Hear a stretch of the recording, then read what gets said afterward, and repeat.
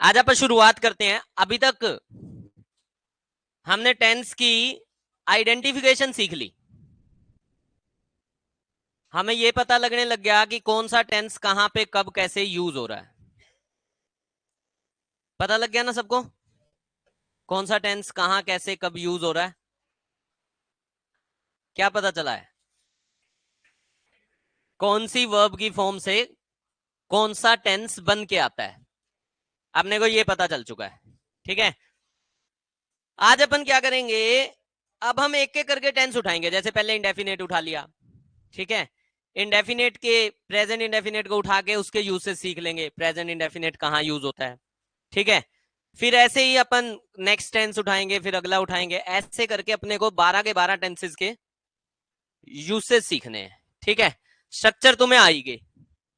तो शुरुआत करते हैं इंडेफिनेट से। वैसे तो मुझे पता है तुम्हें यूसेज वूसेज आते हैं, सही कह रहा हूं मैं? चलो देख लेते हैं, दो सेंटेंसेस लिखते हैं सबसे पहले तो।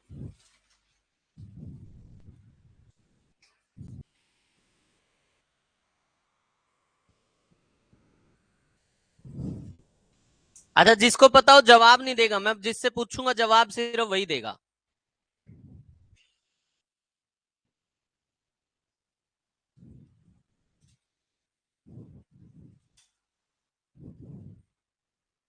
मैंने एक सेंटेंस लिख दिया बोर्ड पे, he is always sleeping in the class.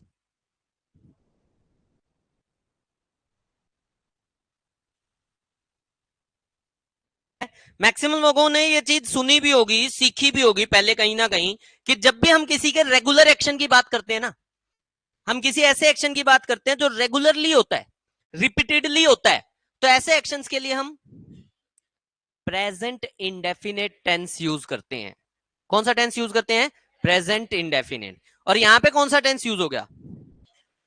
Present continuous. तो ये सेंटेंस बिल्कुल सही है,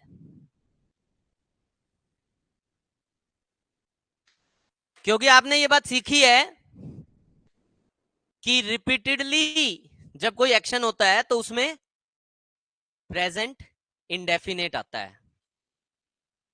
ये भी शायद सीखा होगा कभी ना कभी, कभी भी किसी सेंटेंस में ऑलवेज, डेली, एवरीडे, इस तरह के वर्ड्स दिखाई दे जाएं तो प्रेजेंट इंडेफिनेट आता है। ठीक है, क्योंकि इस सेंटेंस में ऑलवेज आया हुआ है, इसीलिए ये सेंटेंस सही है। आ गया सबको समझ में? आ गया सबको समझ में? तुम्हें पहले से आता था कि यहां पे प्रेजेंट इंडेफिनेट आएगा? मैंने एक क्वेश्चन और लिख दिया। मैंने लिखा,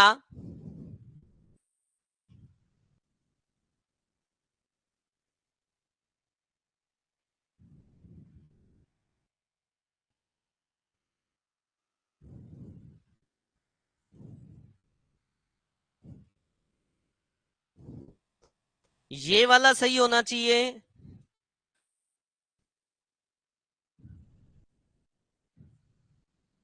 या ये वाला सही होना चाहिए?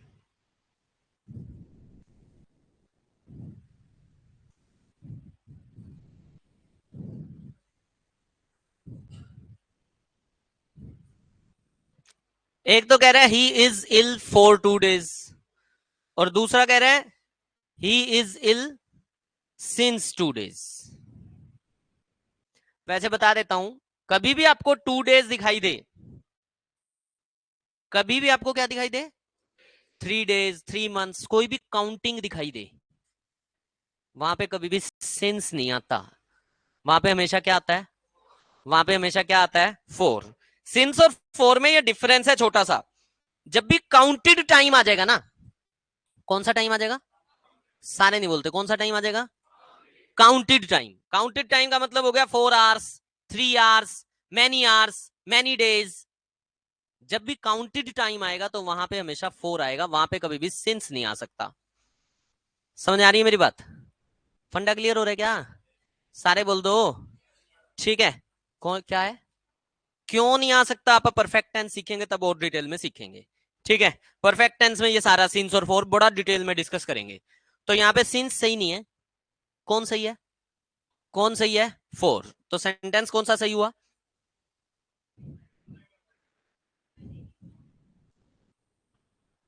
हाँ, मैनी के साथ भी, मैनी के बाद नहीं, मैनी से पहले। ठीक है, सेकंड भी गलत है। अब सेकंड को जिन लोगों ने ठीक कहा था ना, उन्होंने पता है कैसे ठीक कहा था? उन्होंने कहा था ही इज इल, वो बीमार है 2 दिन से, और सही हिंदी आ रही है। यस और नो? सारे नहीं बोलते। He is ill for 2 days, Hindi बन रही है? क्यों नहीं बन रही? अरे फॉर का मतलब से भी होता है, फ्रॉम ही से नहीं होता। हिंदी भी दिक्कत देती है तुम्हें, हैं? तो वो 2 दिन से बीमार है, इसकी हिंदी यही है। और क्योंकि ये हिंदी है, इसीलिए ये सेंटेंस बिल्कुल गलत है। अब होता क्या है, जो हमें गलत लगता है वो सही हो जाता है, और जो सही लगता है वो गलत हो जाता है। यही एग्जाम में होता है अपने साथ, एग्जाम में भी यही बनता है। तो इसीलिए अपने को हर एक टेंस का प्रॉपर यूसेज सीखना पड़ेगा कि कौन सा टेंस कब, कहां, क्यों और कैसे यूज होता है। ठीक है, तो आज अपन वही शुरुआत करेंगे। इन दोनों सेंटेंसेस की बात मैं बीच में किसी ना किसी टेंस में जरूर करूंगा। जैसे पहले वाला सेंटेंस जो था वो कॉन्टिन्यूअस था, तो जब कॉन्टिन्यूअस टेंस पढ़ेंगे तब उसकी बात कर लेंगे। दूसरे वाला टेंस जो है वो प्रेजेंट इंडेफिनिट है, लेकिन जब हम सिंस और फोर पढ़ेंगे ना तब उसको भी पढ़ लेंगे। अभी आ जाओ, हम बात शुरू करते हैं इंडेफिनिट टेंस की। और जब हम बात इंडेफिनेट की करेंगे तो हम सबसे पहले बात करने वाले हैं आज प्रेजेंट इंडेफिनेट की।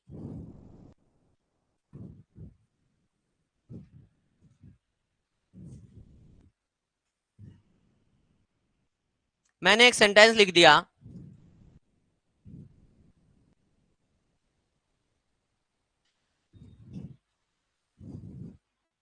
We come here daily.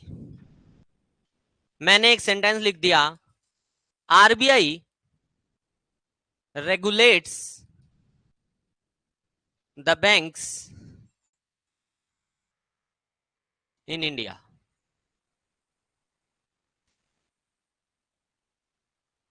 RBI regulates the banks in India. मैंने एक और सेंटेंस लिख दिया, आई टीच इंग्लिश।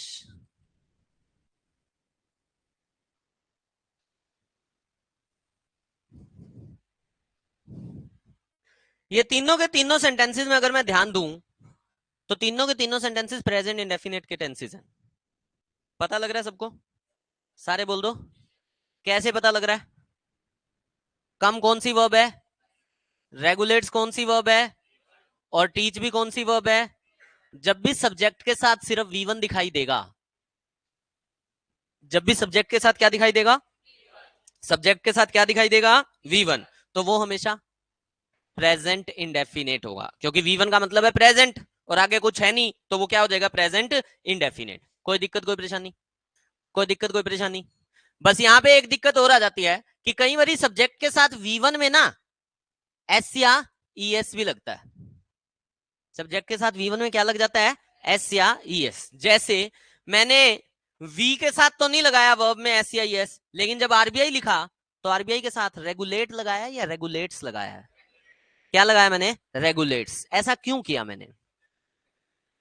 तो आई भी तो सिंगुलर है, आई प्लूरल होता है। हाँ, तो आई प्लूरल थोड़ी होता है, आई सिंगुलर होता है। अब ध्यान से सुनना, कौन से सब्जेक्ट के साथ वर्ब में एस या ES आता है?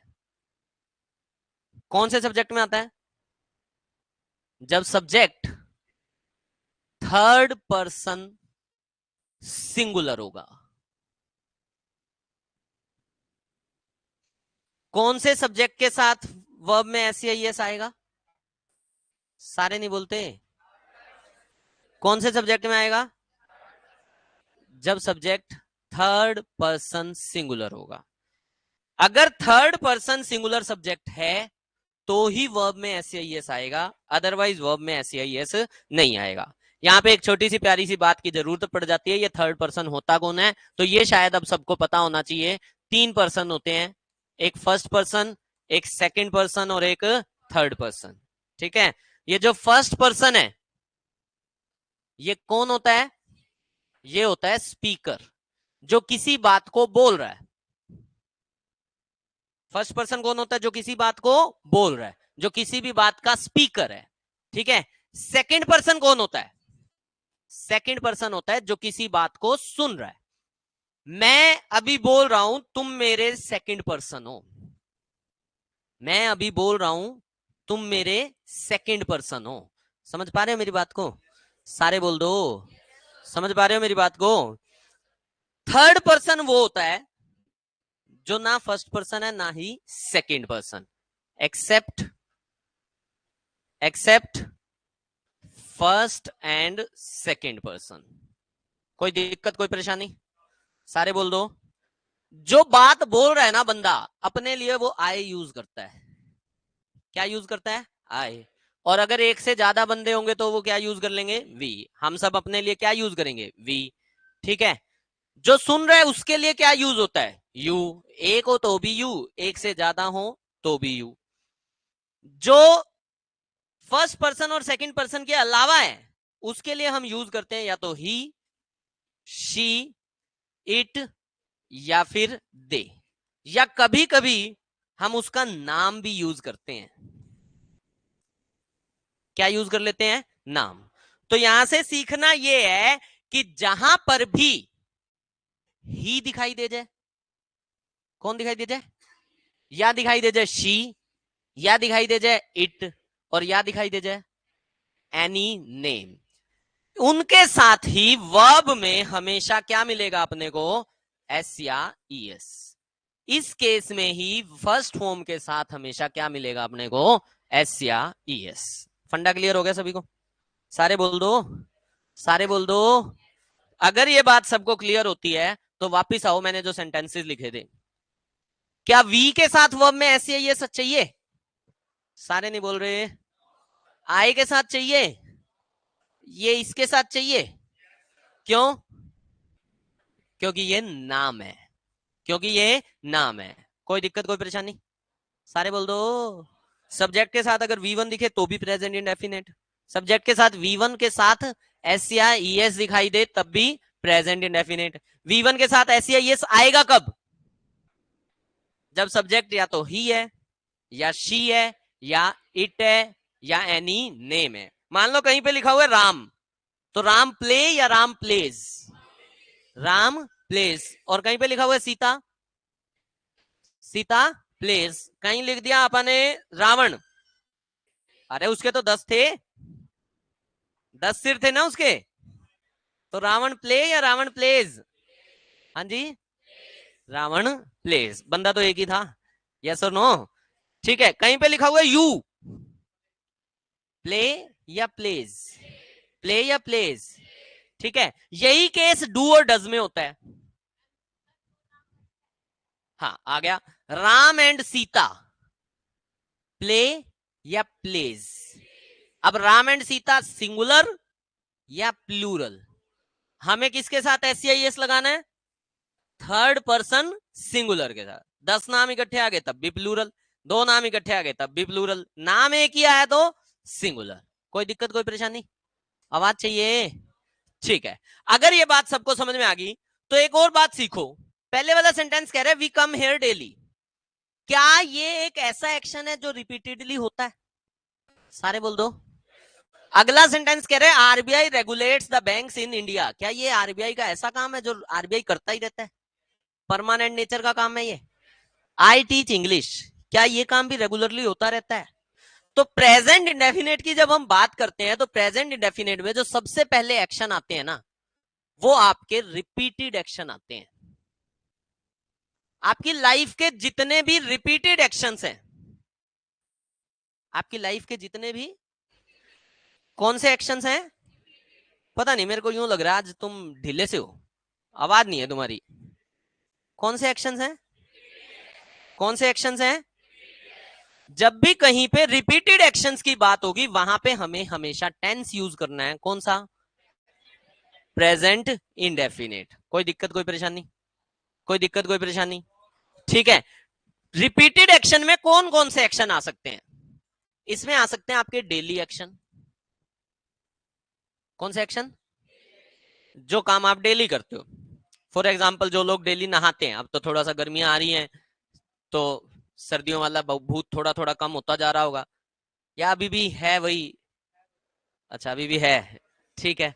तो जो लोग रोज नहाते हैं वो उनका डेली एक्शन है, ठीक है। लेकिन किसी किसी का यही नहाने वाला एक्शन भी रूटीन एक्शन भी होता है। यस और नो? भाई रूटीन बना रखा है, सिर्फ संडे को नहाना है। तो चाहे कहीं पे डेली एक्शन की बात हो, चाहे कहीं पे, या कहीं पे भी फ्रीक्वेंट एक्शन की बात हो,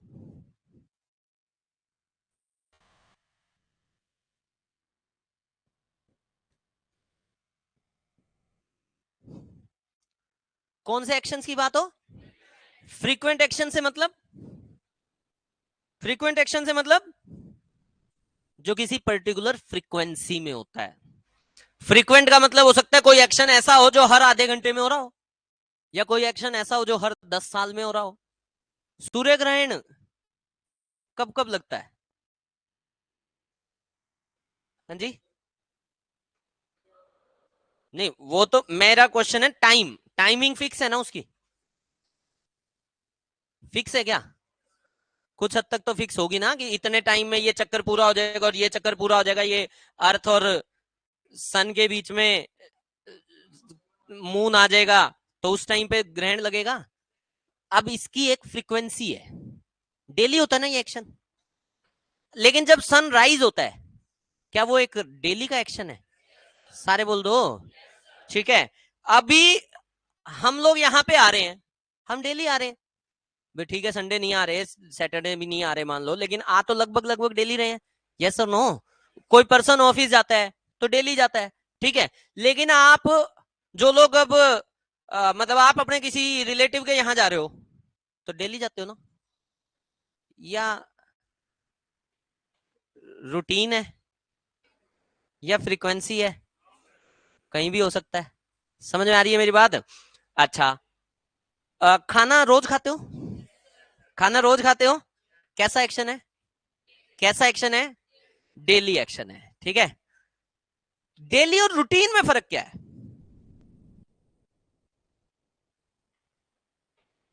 रूटीन में टाइम इंटरवल फिक्स है, रूटीन में टाइम इंटरवल फिक्स है। डेली में ये चीज फिक्स है कि हर रोज होगा, रूटीन जरूरी नहीं है कि हर रोज होगा। मैं हफ्ते में ना एक बार मूवी देखने जरूर जाता हूं, अब ये क्या है? डेली? हाँ, हाँ बता रहा हूं, मैं हफ्ते में एक बार मूवी देखने जाता हूं, ये मेरा डेली एक्शन है या रूटीन एक्शन है? मेरी तरह जो लोग रोज नहाते हैं उनका ये कैसा एक्शन है? Daily action. समझ में आ रही है मेरी बात? समझ में आ रही है मेरी बात? लेकिन कुछ लोगों का होगा कि सिर्फ होली पे, या सिर्फ ना दिवाली पे कौन नहाता है, होली पे लोग नहला देते हैं, बैसाखी पे ना, हाँ संक्रांत पे, बस ये दो चार फिक्स होंगे। अब ये क्या है? ये क्या है? डेली या रूटीन? डेली या रूटीन? दूसरी बात सुनना, अब कुछ लोग बोलते हैं डेली रूटीन क्या है तुम्हारा? क्या बोलते हैं? डेली रूटीन क्या है? अब होता क्या है, हर डेली एक्शन रूटीन एक्शन है, हर डेली एक्शन रूटीन एक्शन है, but her routine action daily action नहीं है। इसका मतलब है सारे कुत्ते गधे हैं, बट सारे गधे कुत्ते नहीं है। समझ में आ रही है मेरी बात? समझ में आ रही है मेरी बात? All As are Bs, but all Bs are not As. जो हम डेली रूटीन बोलते हैं, मैंने आपको बताया रूटीन का मतलब है एक फिक्स्ड इंटरवल। क्या मतलब है? Fixed interval. क्या डेली में एक फिक्स इंटरवल है? क्या डे एक फिक्स इंटरवल के बाद चेंज होता है? सारे बोलो। तो एक फिक्स इंटरवल तो डेली में भी है, लेकिन अगर कोई काम वीकली हो रहा है, मान लो वीक में एक बार होता है, उसमें फिक्स इंटरवल है? सारे बोलो। लेकिन क्या उसमें डेली एक्शन है? समझ में आई मेरी बात? तो ये बड़ी छोटी सी बात है, ये वी कम हेयर डेली, ये हमारा एक तरह का रिपीटेड एक्शन है, ठीक है। मैंने एक सेंटेंस लिख दिया, मैंने एक सेंटेंस लिख दिया, I take a bath daily. मैंने दूसरा सेंटेंस लिख दिया, he bath daily, sorry baths आ जाएगा। फिर मैंने लिख दिया, वी डेली। मैंने 3 सेंटेंस लिखे, मेरा मानना है तीनों सही है।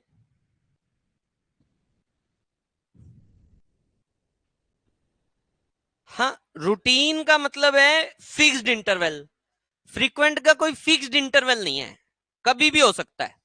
जैसे बारिश होती है, अब जब मॉनसून आता है तब बारिश होती है, तो ये तो पता है कि जुलाई अगस्त सितंबर वाला जो महीना चल रहा होगा उस समय में बारिश का टाइम होता है, लेकिन फिक्स है ना कि हर 24 घंटे बाद या हर 48 घंटे बाद, या फ्रीक्वेंसी है, किसी भी पर्टिकुलर टाइम पे हो सकती है, ऐसा है ना, तो इसको बोलते हैं फ्रीक्वेंसी।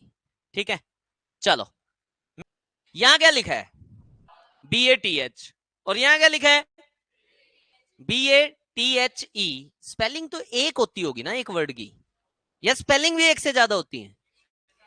अंग्रेज ना बनो, एक से ज्यादा होती है, एक वर्ड की स्पेलिंग एक ही होती है।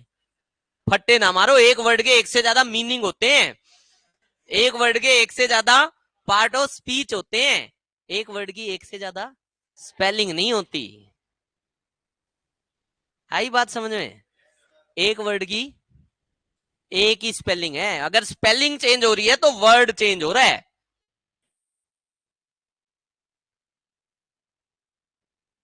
सेकंड गलत है, क्यों सेकंड में क्या गलती होगी? कौन नाउन है? ये नाउन है, और ये फिर ये गलत क्यों हो गया? दो वर्ड्स होते हैं, एक होता है बात और एक होता है बेत। एक वर्ड है बात और दूसरा वर्ड है, सारे बोल दो, एक वर्ड है दूसरा वर्ड है, अब डिफरेंस क्या है? Bath is a noun and Beth is a verb, meaning same है, दोनों का मतलब है नहाना, दोनों का मतलब है स्नान करना, लेकिन दोनों का पार्ट ऑफ स्पीच अलग है। Bath is a noun while Beth is a verb. समझ में आ रही है मेरी बात? क्या? Bath is the noun and Beth is the verb. Sentence में ही क्या है? सब्जेक्ट है, नाउन है, प्रोनाउन है? नाउन है। क्या है ये? एक, सारे बोल दो, क्या है ये? एक, फिर क्या मिला? क्या मिला? और ये क्या मिला? रुक जाओ, ठीक है, डेली क्या है? सारे बोलो, डेली है एक एडवर्ब। कभी नहीं सीखा तूने एलवाई वाले एडवर्ब होते हैं? कभी नहीं लिखा तूने? और ये वैन का आंसर है, लिखा है? कहां लिखा है? लिखता है नोटबुक में? हालात ज्यादा खराब हैं, ध्यान ज्यादा देने की जरूरत है, बैठ जा। अभी बात के बारे में मैंने क्या बताया, बात क्या है? एक बात है नाउन, ही क्या है? एक प्रोनाउन। बात है नाउन, डेली है एडवर्ब। किसी सेंटेंस को बनने के लिए सबसे जरूरी चीज क्या? इस सेंटेंस में कोई वर्ब नजर आ रही है? क्या सेंटेंस में कोई वर्ब नजर आ रही है? जब सेंटेंस में वर्ब ही नहीं है तो सेंटेंस सही कैसे हो सकता है? आया कुछ समझ में? आया कुछ समझ में? क्या किसी सेंटेंस को बनने के लिए जरूरत किस चीज की है? जरूरत किस चीज की है? वर्ब की। अगर जरूरत वर्ब की है तो यहां पे या तो वर्ब हो, या तो मैं बात की जगह क्या लगाऊं? बात की जगह क्या लगाऊं? बात की जगह, और या फिर अगर बात लगाना है तो हमें वर्ब लगानी पड़ती है, टेक से बात। क्या लगानी पड़ेगी? टेक से बात। कुछ समझ में आया या गया? आया या गया? एग्जाम में इसी तरह से क्वेश्चन बनते हैं। Bath is a noun, Beth is a verb. कोई दिक्कत, कोई परेशानी? कोई दिक्कत, कोई परेशानी? लिख दूं 2 सेंटेंसेस, कर दोगे गलत? करोगे गलत? चलो देखते हैं, 2 सेंटेंसेस और लिख लो फिर।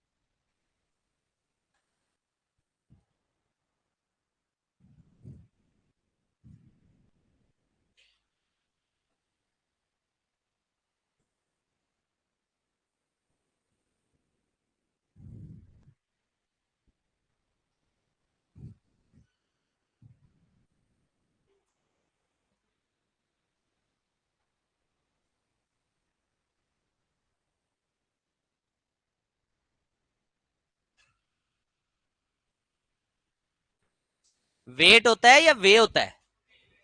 अंग्रेज कहेंगे। क्या बोलते हो? मतलब क्या चीज तोलते हो? वेट तोलते हो या वे तोलते हो?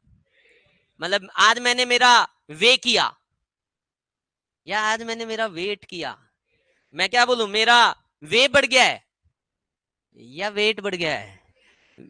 यही बोल, वे बोलते हैं, वेट बोलते हैं। तो पहले वाले में क्या लिख रखा है मैंने? वेज होना चाहिए, वेट्स होना चाहिए। ये वर्ड होता है या ये वर्ड होता है? ये तो ऊपर वाला है, ये तो ऊपर वाला है। सारे बोल दो ऊपर वाला। बोलना पड़ेगा, ऊपर वाला कभी भी गलत नहीं हो सकता। सारे बोल दो ऊपर वाला। आवाज नहीं आ रही मुझे। ऊपर वाला कभी भी गलत नहीं हो सकता। चाहे कुछ हो जाए, ये नहीं गलत होगा। ये सेंटेंस बिल्कुल सही है। एक वर्ड होता है वेट जो कि एक नाउन है, और एक वर्ड होता है वे जो कि एक वर्ब है। मीनिंग सेम है, मीनिंग सेम है। जो तराजू होता है उसको इंग्लिश में क्या बोलते हैं? वेटिंग मशीन या weighing scale? Weighing scale, weighing machine, है ना। आईएनजी किसके साथ लगता है? नाउन के साथ। मार्कर के साथ लगा दो, मार्करिंग या मार्किंग। मार्किंग तो होता है लेकिन मार्करिंग नहीं होता। रिमोटिंग होता है ना, रिमोटिंग। Yes sir. Weight is a noun, weigh is a verb. ऐसे ही क्या वर्ड लिखा है ये?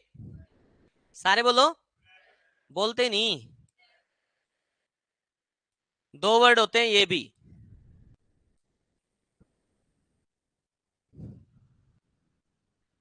क्या वर्ड है? बोल दो। पहला वर्ड है ब्रेथ और दूसरा वर्ड है ब्रीद। इसमें है थ थर्मस वाला, और इसमें है द दवात वाला। पहला वर्ड है ब्रेथ। क्या वर्ड है? सारे बोल दो, क्या वर्ड है? और दूसरा वर्ड है ब्रीथ, नहीं थ नहीं, द, ब्रीद। क्या वर्ड है? द होता है ना, द। ये वो द है, द दवात वाला, और ये थर्मस वाला थ है। दोबारा बोलो, क्या वर्ड है? ये वाला। सारे बोलो। और ये ब्रीद। क्या ये? ब्रीद। ये नाउन है और ये वर्ब है। मीनिंग दोनों का ये सांस लेना। समझ में आ रहा है सभी को? ठीक है। दूसरे में गलती है कोई?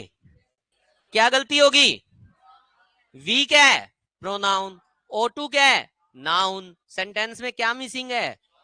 क्या मिसिंग है? क्या करना पड़ेगा? ई लगा दो। We breathe oxygen. क्लियर है सभी को? क्लियर है सभी को? अगला सेंटेंस। ही ऑलवेज कंप्लेंट्स। एक वर्ड होता है कंप्लेन और एक वर्ड होता है कंप्लेंट। एक वर्ड होता है कंप्लेन और एक वर्ड होता है कंप्लेंट। ठीक है, क्या डिफरेंस है?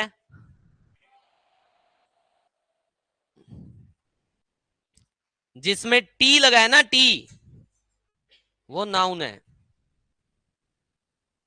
जिसमें नहीं लगा है टी, वो वर्ब है। सेंटेंस में सबसे जरूरी चीज, सेंटेंस में सबसे जरूरी चीज लगी हुई है। क्या करूं? टी हटा दो। He always complains. कोई दिक्कत, कोई परेशानी? कोई दिक्कत, कोई परेशानी? एक कहानी और ऐसी ही सीखो। एक वर्ड होता है इफेक्ट और एक होता है अफेक्ट। एक होता है इफेक्ट और एक होता है अफेक्ट। जो ई वाला है ना, वो तो नाउन है और ए वाला वर्ब है। मीनिंग दोनों का सेम है, इंपैक्ट, प्रभाव डालना, प्रभाव होना, प्रभाव। ठीक है, ई वाला नाउन है और ए वाला वर्ब है। समझ में आया सभी को? ये इकट्ठे लिख लेना जो जो नाउन है। जैसे मैंने अभी आपको 4-5 बता दिए। देखो, एक मैंने बताया बात और एक बताया बेत, एक बताया इफेक्ट और एक बता दिया अफेक्ट, एक बताया कंप्लेंट और कंप्लेन, वेट और वे। ऐसे ही ब्रीथ या ब्रेथ और ब्रीथ। ठीक है, इधर जो लिखे हैं ये सारे नाउन है, उधर जो लिखे हैं वो सारे वर्ब है। कोई दिक्कत, कोई परेशानी किसी को? आवाज चाहिए? फंडा क्लियर हो गया यहां तक का? क्या बात सीख ली? हमने सीखा कि प्रेजेंट इंडेफिनिट टेंस जहां भी आएगा वहां पे हमारे कौन से एक्शन आएंगे? रिपीटेड एक्शंस आएंगे। रिपीटेड एक्शंस का मतलब क्या है? Daily action, routine action, frequent action, या फिर इसके अलावा हमारी हैबिट्स, वो भी हमारे रिपीटेड एक्शन होते हैं। जो हमारी हैबिट्स हैं, ठीक है, जैसे मैंने लिखा he listens to music every morning. अब ये अगले की हैबिट भी हो सकती है। He listens to music every morning. ठीक है, तो ये है सामने वाले की हैबिट। तो रिपीटेड एक्शन में डेली, रूटीन या फ्रीक्वेंट एक्शंस के अलावा क्या क्या आ सकती हैं? हमारी हैबिट्स। लो जी, ये पहली बात कंप्लीट होगी। दूसरी चीज जो प्रेजेंट इंडेफिनेट में आती है वो होती है यूनिवर्सल ट्रुथ। ये तो सबको पता ही होगा, इसमें ज्यादा एक्सप्लेन करने के लिए मेरे हिसाब से कुछ नहीं है। सबने सुन रखा है, सबको ये बातें बताई गई हैं। दूसरी जो बात आती है वो क्या आती है? सारे नहीं बोल रहे। प्रेजेंट इंडेफिनेट का जो दूसरा यूसेज है वो क्या है? Universal truth. कोई दिक्कत, कोई परेशानी? ठीक है, मेरा क्वेश्चन तुमसे, यूनिवर्सल ट्रूथ क्या होता है?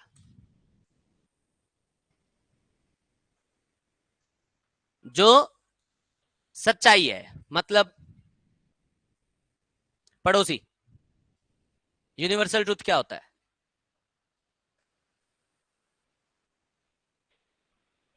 हाँ, ठीक है, ये तो एग्जाम्पल हो गया। मेरा क्वेश्चन है यूनिवर्सल ट्रूथ क्या होता है? यूनिवर्सल ट्रूथ क्या होता है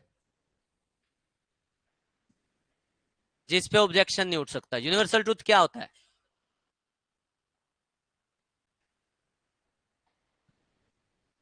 यूनिवर्सल ट्रूथ क्या होता है जिसे कोई बदल ना सके? यूनिवर्सल ट्रूथ क्या होता है जिसका होना कंफर्म्ड है, जो होके ही रहेगा, जिसे चेंज ना किया जा सके? यूनिवर्सल ट्रूथ क्या होता है?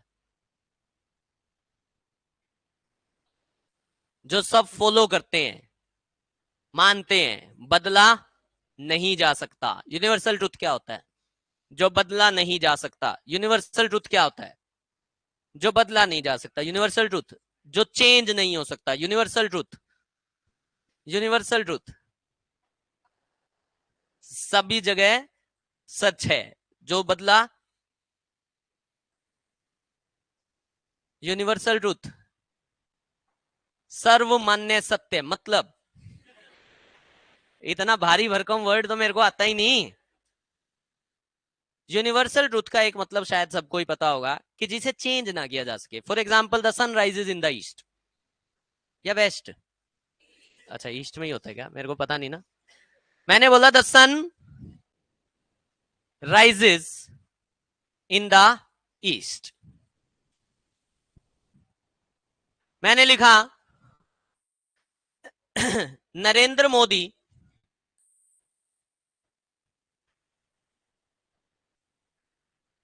Is our prime minister.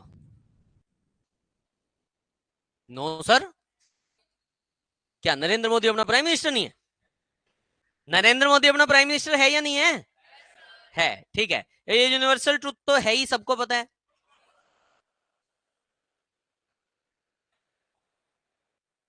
Universal truth है या नहीं है? परवीन, यूनिवर्सल ट्रुथ नहीं है? लास्ट बेंच यूनिवर्सल ट्रुथ है, और क्या? Second last bench universal truth है ना?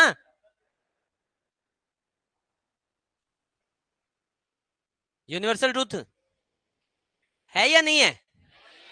यूनिवर्सल ट्रुथ, यूनिवर्सल ट्रुथ, ये एक यूनिवर्सल ट्रुथ, ये एक यूनिवर्सल ट्रुथ, ये एक यूनिवर्सल ट्रुथ, ये एक यूनिवर्सल ट्रुथ है। ये एक यूनिवर्सल ट्रुथ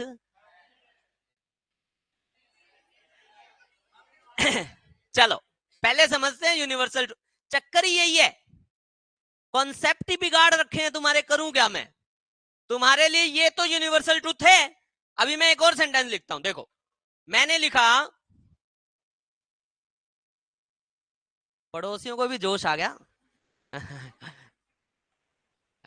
मैंने लिखा वाटर फ्रीजेस एट, ये यूनिवर्सल ट्रुथ है? सारे बोलो, ये यूनिवर्सल ट्रुथ है? ये यूनिवर्सल ट्रुथ है? ये यूनिवर्सल ट्रुथ है, ये भी है। लेकिन ये भी है। अब क्वेश्चन उठता है जी, ठीक है सर, ये वाला तो है, हम मानते हैं। मैंने कहा, मैंने एक और सेंटेंस लिख दिया। मैंने लिखा India is a country. India is a country नहीं, अपन लिखते हैं डेमोक्रेटिक कंट्री।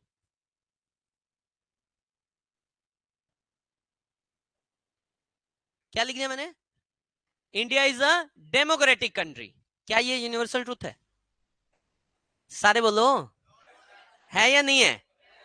है या नहीं है? सबसे पहले समझो यूनिवर्सल ट्रूथ क्या होता है। क्या लिखा है? Universal truth. ट्रूथ मतलब ट्रूथ, यूनिवर्सल मतलब सार्वभौमिक। क्या? ए एल का मतलब होता है रिलेटेड टू। ए एल का मतलब क्या होता है? यहां क्या लिखा है? यूनिवर्स। तो कोई ऐसा ट्रूथ जो रिलेटेड टू यूनिवर्स हो। यस और नो? आवाज चाहिए। एक ऐसा ट्रूथ जो पूरे यूनिवर्स में ट्रूथ हो। यस और नो? सारे बोल दो। इसमें कहां लिखा है जो बदला नहीं जा सकता? ये क्या वर्ड लिखा है? यूनिवर्सल। और ये क्या लिखा है? ट्रूथ। कहां पे लिखा है बदला नहीं जा सकता?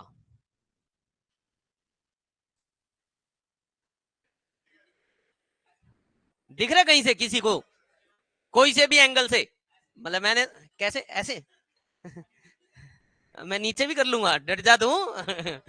ठीक है, दिख रहा है क्या कहीं पे भी कि बदला नहीं जा सकता?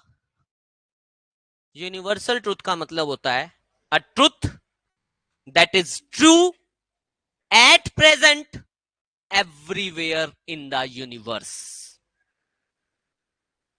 A truth that is true everywhere in the universe. और कब की बात हो रही है? At present. प्रेजेंट में जो बात पूरे वर्ल्ड में, पूरे यूनिवर्स में सच है, वो एक यूनिवर्सल ट्रुथ है. समझ में आ रही है मेरी बात? क्या पूरे यूनिवर्स के लिए the sun rises in the east? क्या पूरे यूनिवर्स के लिए water boils at 100 degree centigrade? क्या पूरे यूनिवर्स के लिए India is the democratic country? क्या पूरा यूनिवर्स ये बात को मानता है, ये बात को जानता है? यस और नो? अगर कोई नहीं जानता तो उसकी गलती. अगर नहीं जानता तो उसकी गलती. ट्रुथ तो ट्रुथ रहेगा भाई. तुम्हें कोई ट्रुथ नहीं पता तो वो ट्रुथ नहीं रहेगा क्या? रहेगा. यस और नो? क्वेश्चन है जी, Narendra Modi is our prime minister. मान लो मैं ट्रंप से जाके पूछूं. ट्रंप को जानते हो? ट्रंप जो दारूबाज था, ठीक है. ट्रंप से जाके पूछ लूं कि भाई साहब who is the prime minister of India? क्या कहेगा? डोनाल्ड ट्रंप या नरेंद्र मोदी? यूएस में आंसर किसी से भी मांगूंगा, जिसको पता होगा उसका आंसर क्या है? नरेंद्र. यस और नो? पुतिन से जाके पूछ लूं who is the prime minister of India? क्या कहेगा? पुतिन या नरेंद्र मोदी? यही कहेगा. यस और नो? अभी यूक्रेन में, हालांकि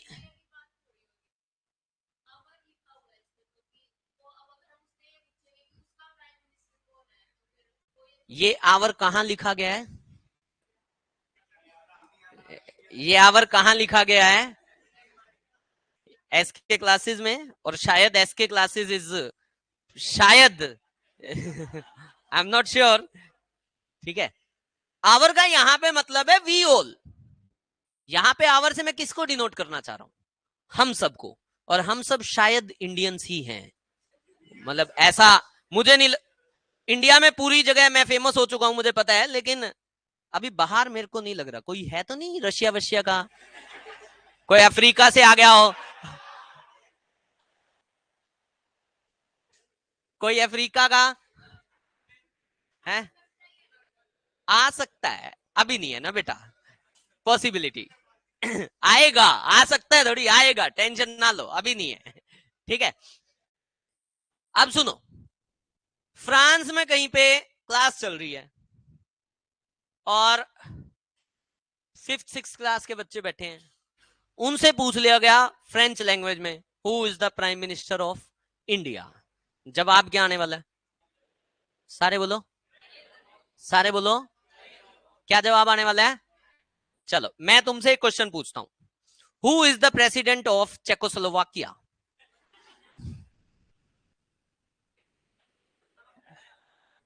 कुछ भी नाम ले देते, मेरे को कौन सा पता था. चलो. अच्छा तुम्हारा आंसर है बेरागोनी. यही आंसर है? यस और नो?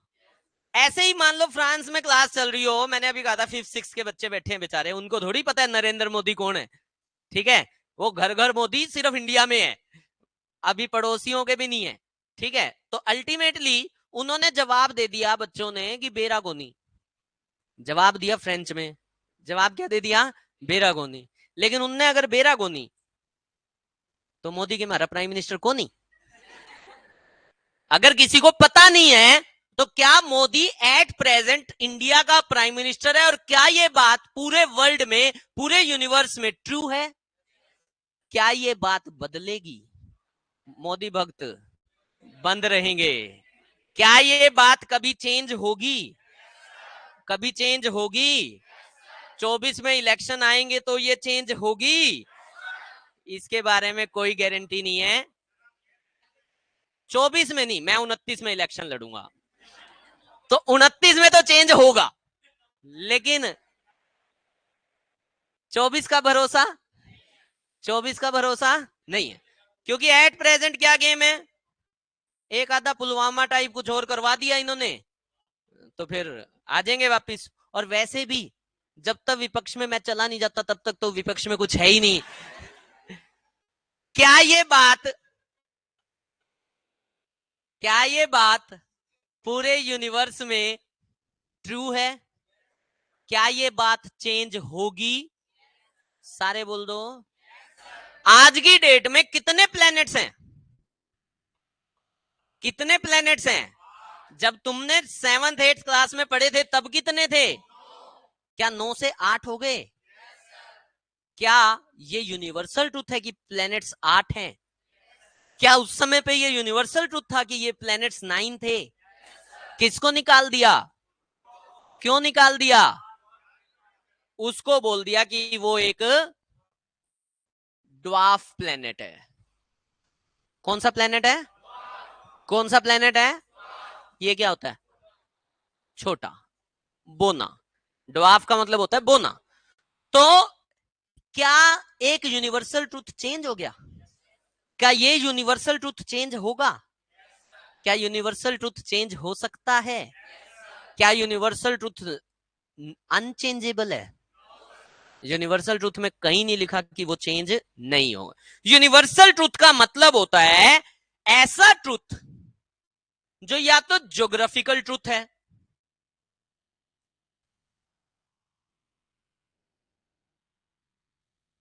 कैसा ट्रूथ है भाई? इंडिया एशिया में है, इंडिया एशिया में है, ये ज्योग्राफी के अकॉर्डिंग ट्रू है क्या? सारे बोल दो। कितने कॉन्टिनेंट्स हैं हमारे टोटल?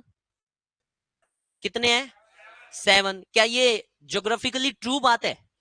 सारे बोल दो। तो कोई भी ऐसा ट्रूथ जो ज्योग्राफिकली ट्रू हो या साइंटिफिकली ट्रू हो,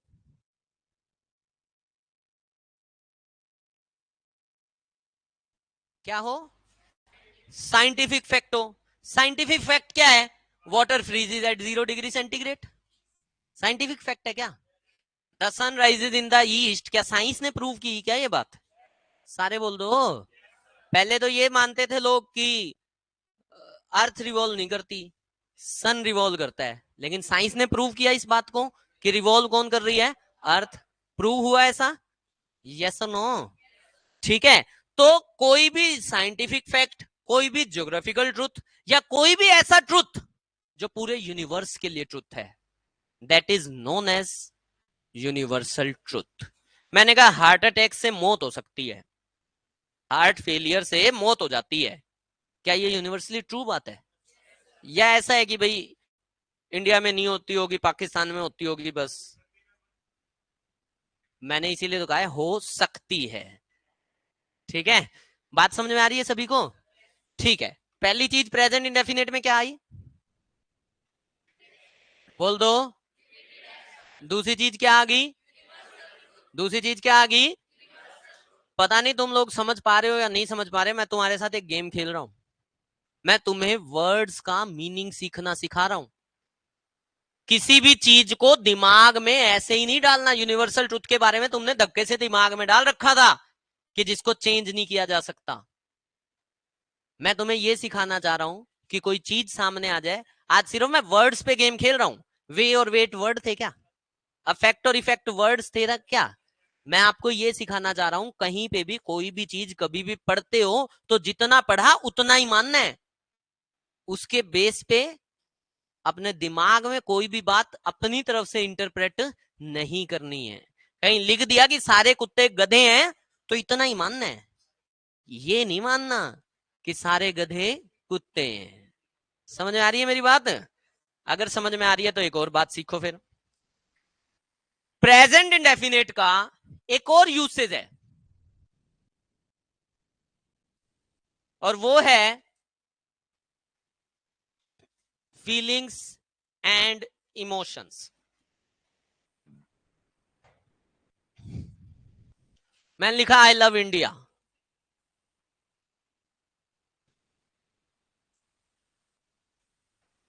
माई मदर लव्स मी।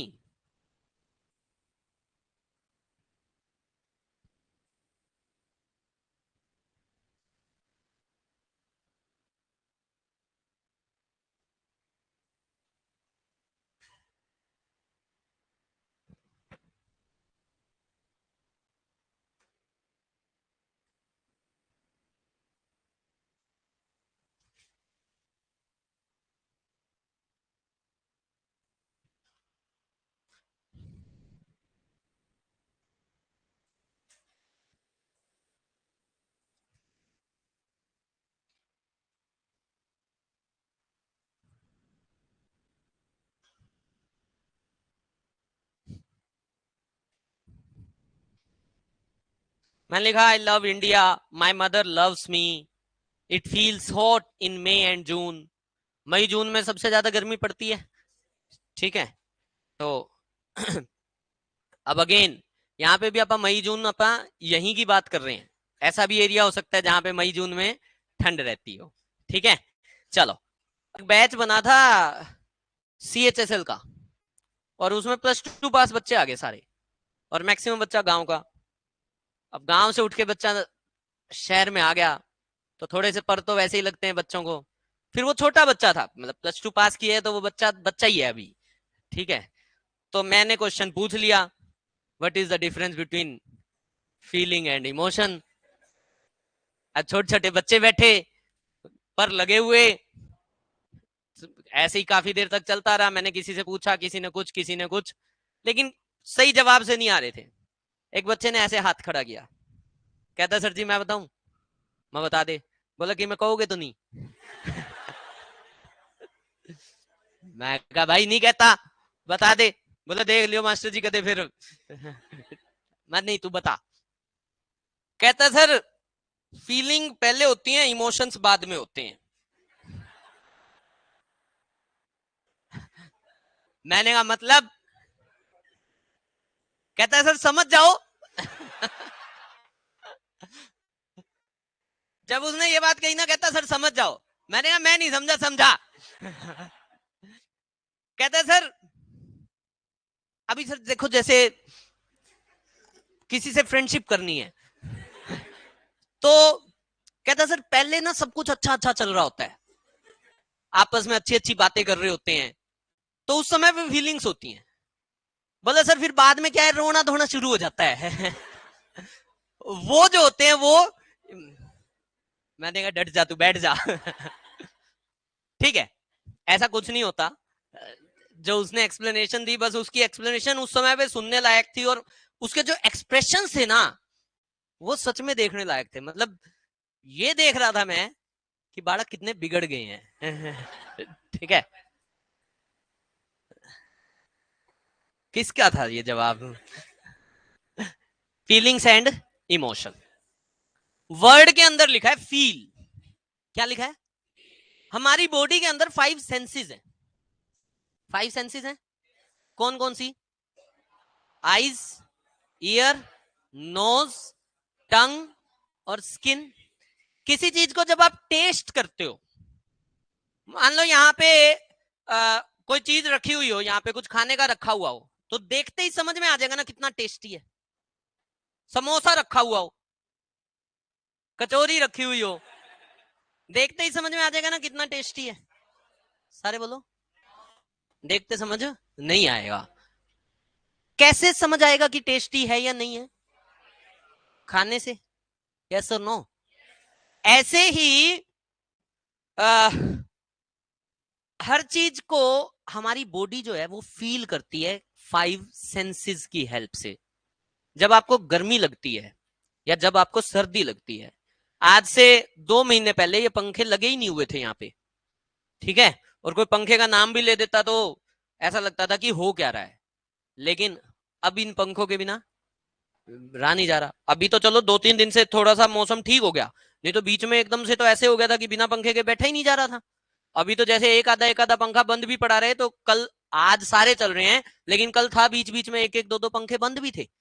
परसों मैंने आगे पंखा चला दिया तो मेरे से ये पंखा बंद करवाया गया कि सर पंखा बंद कर दो। तो किसने सिग्नल दिया? ये बॉडी ने। किसने दिया? बॉडी ने। ठीक है, तो जो 5 सेंसेस हैं वो जो सिग्नल देती है ना, वो होती हैं हमारी फीलिंग्स।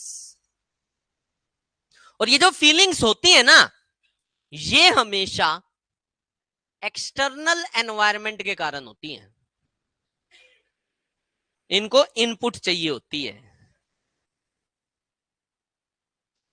जो फीलिंग्स हैं वो एक्सटर्नली अफेक्टेड होती हैं।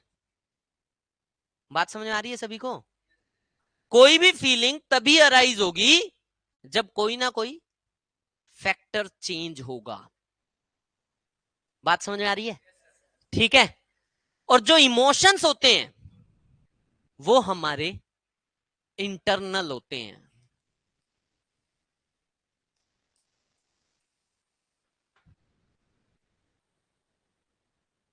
सर्दी लगना, गर्मी लगना, किसी चीज का टेस्ट अच्छा लगना, किसी चीज का टेस्ट बुरा लगना, किसी चीज की स्मेल अच्छी लगना, फ्रेग्रेंस फील होना, और किसी की चीज स्मेल, वही मैं, कोई बच्चा बैठा हो क्लास में, 2-4 महीने से सेम सॉक्स चल रही हूं, और वो शूज उतार दे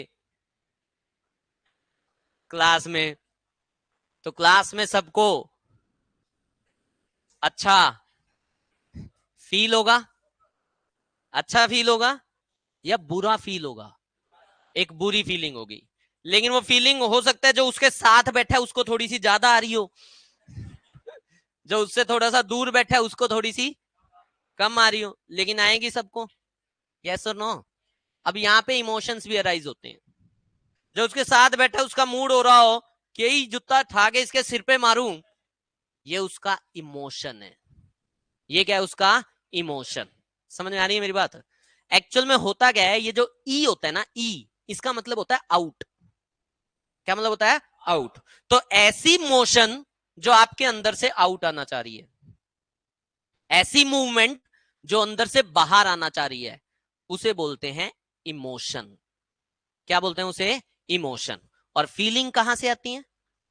फीलिंग बाहर से अंदर आती है, और इमोशंस अंदर से बाहर जाते हैं। फंडा क्लियर हो गया? ये हमारा इनपुट है और ये हमारा आउटपुट है। ये क्या है? आई लव इंडिया, फीलिंग या इमोशन? लव, हेट, लाइकिंग्स, ये हमारे इमोशंस होते हैं। बात समझ आ रही है? किसी चीज को आप लव करते हो, किसी चीज से हेट करते हो, किसी चीज को लाइक करते हो, ये सारे आपके इमोशंस होते हैं। लेकिन सर्दी लगना, गर्मी लगना, स्मेल आना, टेस्ट अच्छा बुरा फील होना, ये सारे आपके फीलिंग्स होती हैं। फंडा क्लियर हो गया? फंडा क्लियर हो गया? ठीक है। तो ये डिफरेंस है फीलिंग्स एंड इमोशंस में। ये फीलिंग्स एंड इमोशंस के हमने एग्जांपल ले लिए। पहला और दूसरा दोनों के दोनों इमोशंस थे, और तीसरे वाला फीलिंग थी। फंडा क्लियर हो गया? ठीक है। पहला यूसेज प्रेजेंट इंडेफिनिट का, रिपीटेड एक्शन। दूसरा यूसेज, तीसरा यूसेज। फीलिंग्स एंड इमोशंस के अलावा यहीं पे एक छोटी सी चीज और हम लिख सकते हैं साथ में, वो होती है स्टेट्स। क्या हो सकती हैं? अब ये क्या होती है? स्टेट्स का मतलब होता है कंडीशन। कई सारी स्टेट्स होती हैं। फॉर एग्जाम्पल, मैंने एक सेंटेंस लिखा, मैंने लिखा I have a car.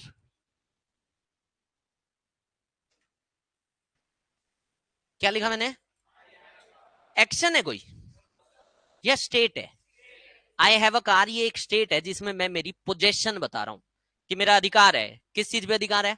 Car पे। ठीक है। मैंने एक सेंटेंस लिख दिया, आई बिलीव इन गॉड।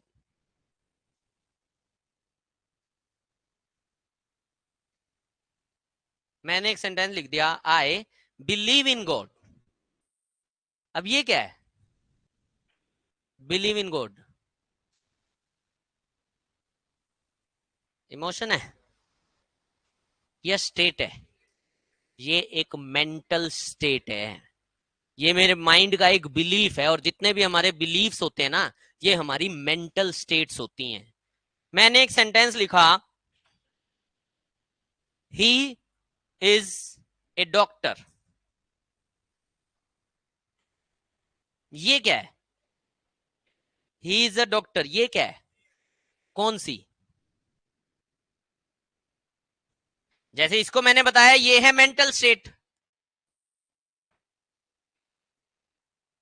ये है पोजेशन,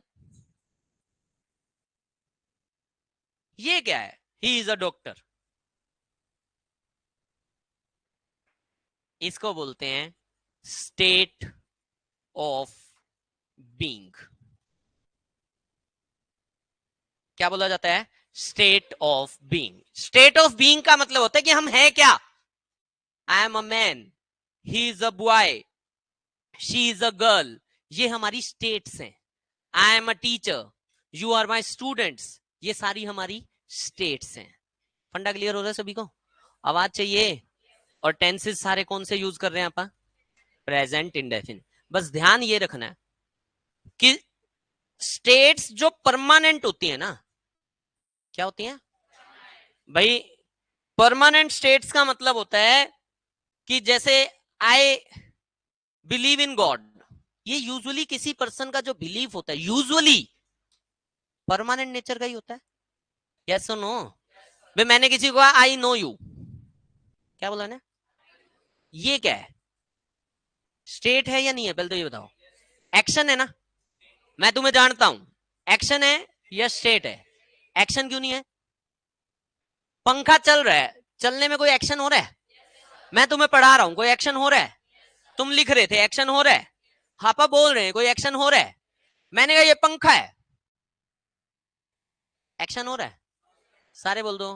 मैं तुम्हें जानता हूं, एक्शन है या स्टेट है? क्या ये स्टेट? अच्छा, मैं तुम्हें जानता हूं, आई नो यू, कौन सी स्टेट है? Mental state. कौन सी स्टेट है? Mental state. ठीक है, अब आई नो यू में ये जो मेंटल स्टेट है, क्या ये माइंड से रिलेटेड है? इसीलिए मेंटल स्टेट बोला। ऐसे ही इज अ डॉक्टर में ये किसी पर्सन के होने की बता रहा है, क्या है वो, इसीलिए इसको क्या बोल दिया? State of being. क्या ये पोजेशन की बात कर रहा है? इसे क्या बोल दोगे? State of possession. समझ में आया सभी को? ठीक है, एक छोटा सा होमवर्क। क्या? कौन सा? ये कॉन्टिन्यूस में बताऊंगा, बताया था कॉन्टिन्यूस करेंगे तब करेंगे।